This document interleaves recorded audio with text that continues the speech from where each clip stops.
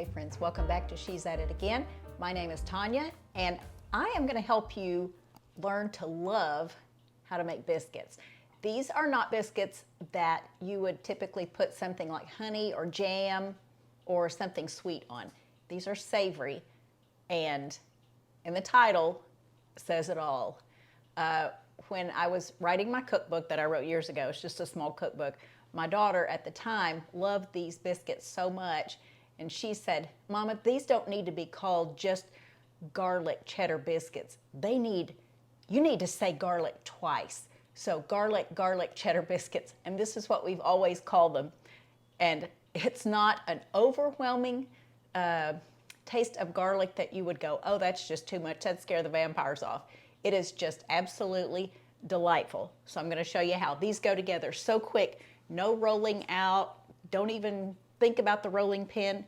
You're going to use a cookie dough scoop. Well, actually, it's not a cookie dough scoop. It's a scoop with a dasher in it. See how the dasher moves? So, all right. So in my bowl here, I have 1 3/4 cups of just plain organic flour, not self-rising, nothing to it. Be careful about bleached flour. That's why I don't buy conventional flour, because they've taken out a lot of stuff, just giving you the stuff that they can sell you, and it's really not, it's probably not what you think is in there. So 1 3/4 cups of plain organic flour. To that, I'm going to add 3/4 of a tablespoon of baking powder. Now, I buy my baking powder in bulk, so I just put it in this jar and label it. So about 3/4 of this, which is a tablespoon.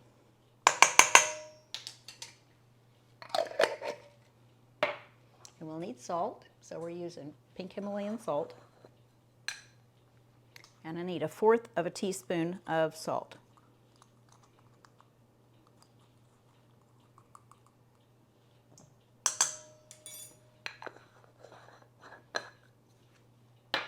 We also need baking soda, and you can't see that, but it's a label. It says baking soda, because that's what I keep it in.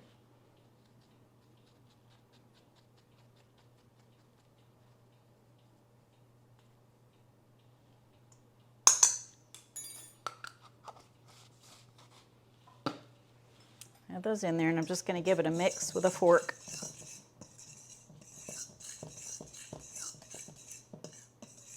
And the next thing we want to add to it is our cheddar cheese, thus garlic cheddar biscuits. They have cheddar in them. And I shredded this a while ago, so it's gotten a little bit soft, but just about, let's see, how much does it say? 1/2 cup of shredded cheddar. This might be a little bit more, but do you really ever have too much cheddar?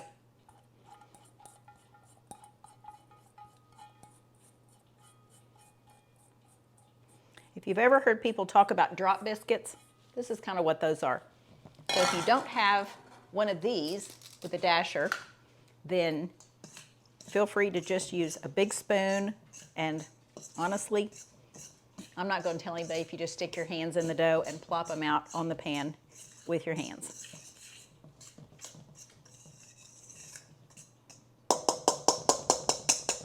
Okay, so you saw me kind of tossing the flour around to coat the cheese. And in this cup we have, let's see, 2/3 of a cup of buttermilk, and I have 1/4 of a cup of good quality olive oil, and we're going to mix those together.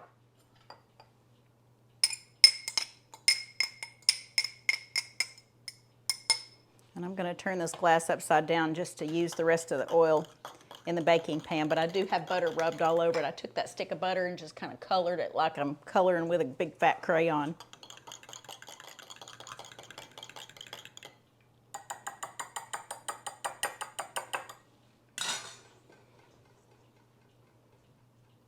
Make a well in the center and pour your liquid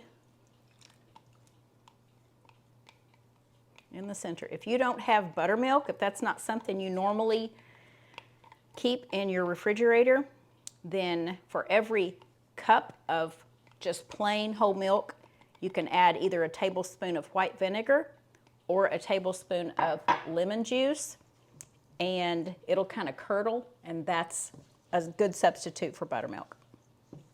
All right, we're just going to stir this around to where there's no dry patches in there. So you don't want to overmix, and you're certainly not going to need this. So don't let your hands touch it yet.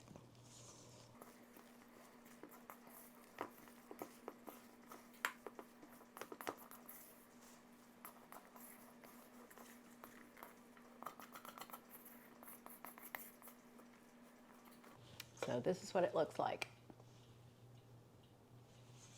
And we're going to take our baking dish. Had a little bit of oil come out of it. And see where I've kind of colored all over it with the butter? You can see how shiny it is. We're going to take our dasher here. Okay, take it like this, and you're just going to plop them down on it. You can press these down if you want them flat, or you can leave them tall, either one. They just kind of look like little mounds.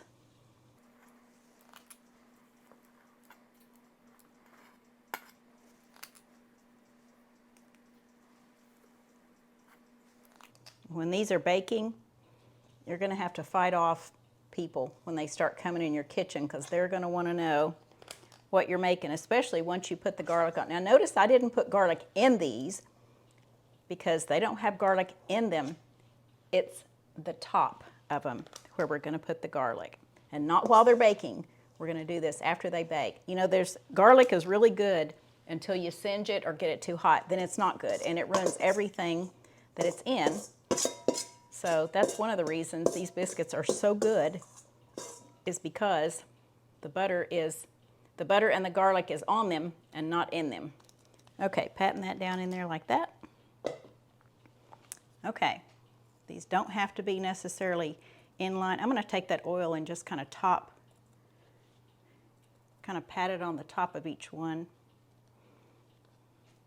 Give it a little shiny spot.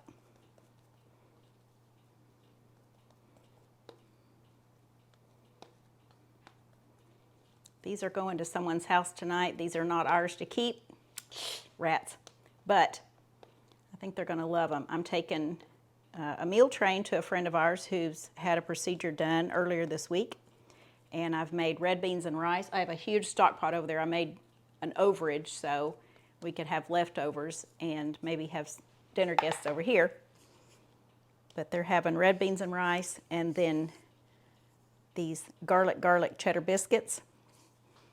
And then the granola bars I made the other day. I'm so pumped about sharing those with them. Okay, we're gonna wait for our oven to preheat, and we're gonna pop these in just a minute. That didn't take long. It was only about 7 seconds, and the oven beeped. So we're gonna put these in the oven. And I think this said 8 to 10 minutes. Yep, I'm gonna set it for 8. I can always add time to it, but I can't take it off once it's gone. So set the timer for 8 minutes, and we'll see what they look like. In the meantime, here's what we're gonna do. I'm going to put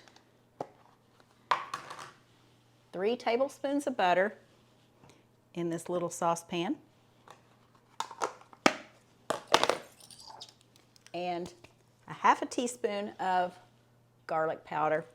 Again, I buy organic garlic powder in bulk, so I keep it in a jar.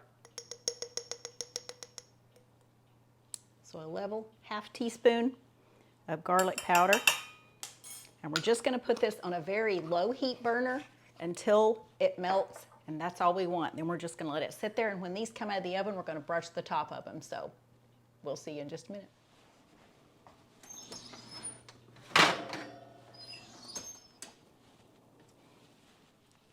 Okay, timer went off. This is what our biscuits look like. And this is what our melted butter and just garlic powder looks like. And we're just going to brush them over there. Or brush them with the garlic butter mixture. I don't know if you can hear that, but it's sizzling when it hits the baking sheet.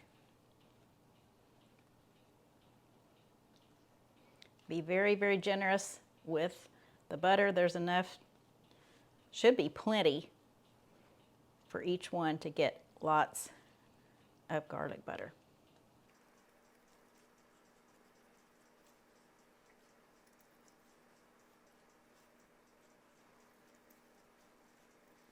Rumor has it that a very popular seafood restaurant, particularly back in the 80s, served these. I don't personally remember it, but it wasn't that I didn't go to that restaurant. I went plenty because I lived about a block from one when I was in school in North Little Rock, Arkansas, and we frequented there. We just thought it was a fun place to go, and I liked the food, but I don't remember ever seeing these. Just maybe it was something they came up with after I was there back in the late 80s, but I don't know. Maybe they've had them all along. I'm not sure. Okay, and this is what they look like once they get the butter all on them. Okay, I'll get a better picture of that in just a minute. Because it apparently casts a shadow I can't do anything about. So anyway, hey, thanks for joining us, guys. Recipe will be in the description as always, and we look forward to sharing something again with you real soon. Make some of these, keep them in a bag, keep them in the refrigerator, and just reheat them when you need them. They're so good, but I doubt you can wait, so make 2 batches. So see ya.